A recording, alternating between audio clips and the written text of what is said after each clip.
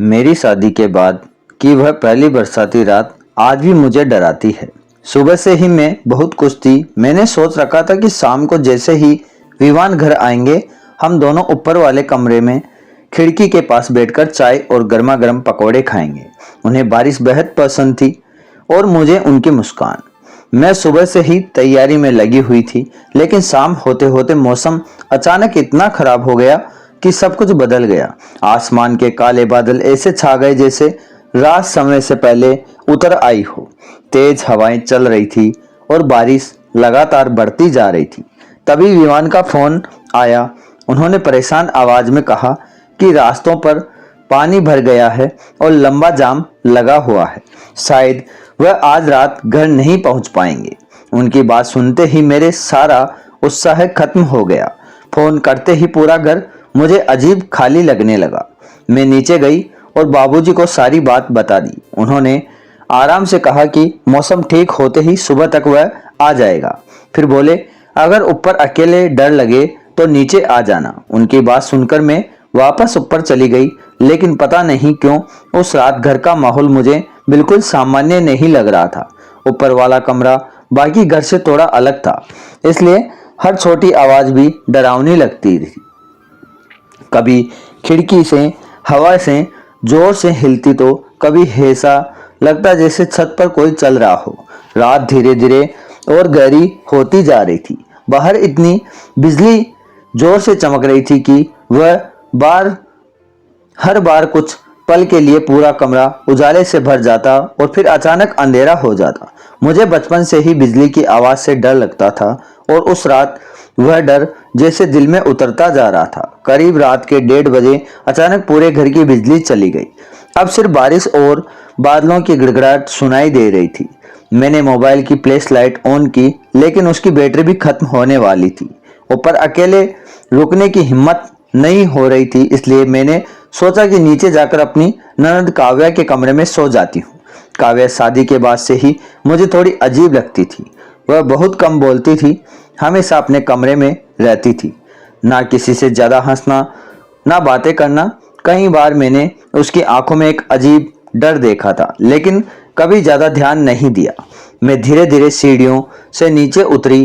पूरा घर अंधेरे में डूबा हुआ था। हॉल में एक छोटी मोमबत्ती जल रही थी, जिसकी रोशनी दीवारों पर डरावनी परछाइयां बना रही थी। जैसे ही मैं काव्या के कमरे के पास पहुंची, मुझे अंदर से किसी के रोने की आवाज सुनाई दी।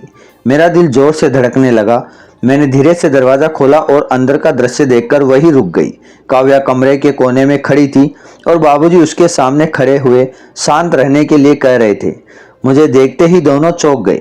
बाबूजी ने जल्दी से कहा कि काव्या बिजली की आवाज से डर गई थी, इसलिए मैं उसे देखने आ गया। लेकिन पता नहीं क्यों उनकी बात सुनकर भी मेरा मन शांत नहीं हुआ।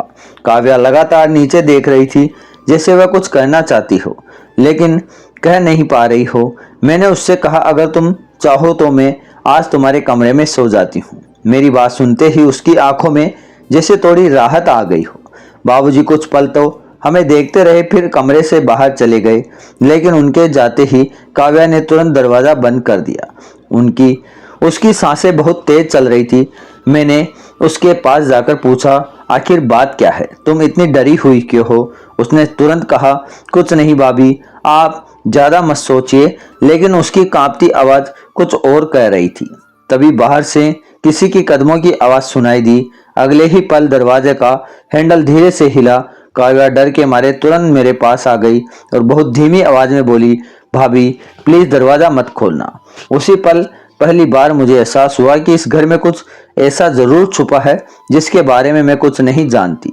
बाहर कुछ सेकंड तक सन्नाटा रहा, फिर बाबूजी की आवाज आई, काव्या दरवाजा खोलो, मुझे तुमसे जरूरी बात करनी है। उनकी आवाज सामान्य थी, लेकिन उसमें एक अजीब दबाव था। मैंने खुद को संभालते हुए बाहर कहा, बाबूजी, काव्या की तबीयत ठीक नहीं है, वह सोने की कोशिश कर रही है, आप भी आराम कर लीजिए। कुछ पल बाद कदमों की आवाज दूर चली गई, लेकिन कमरे का डर वही रह गया। मैंने काव्या को पानी दिया। उसके हाथ इतने कांप रहे थे कि वह गिलास तक ठीक से पकड़ नहीं पा रही थी। मैंने फिर पूछा, आखिर ऐसा क्या है जिससे तुम इतनी डरी हुई हो?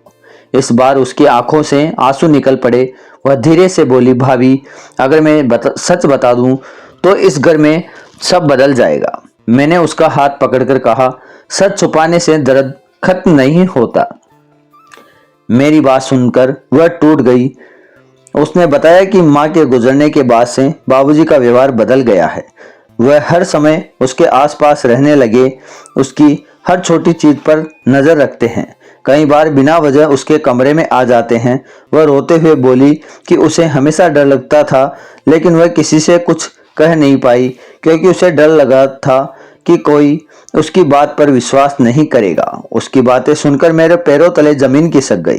तभी अचानक बाहर फिर कदमों की आवाज सुनाई दी। मैं धीरे से दरवाजे के पास गई। तभी बिजली चमकी और एक पल की रोशनी में मैंने देखा कि बाहर बाबूजी खड़े थे। उसकी आंखें सीधे कमरे की ओर झांक रही थी। मेरा दिल जोर से धड़कने लगा।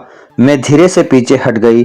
अब मुझे समझ आ चुका था कि काव्या इतने सालों से किस डर में जी रही थी। उस रात हम दोनों में से किसी की आंखें में नींद नहीं थी। सुबह होने का इंतजार बहुत भारी लग रहा था।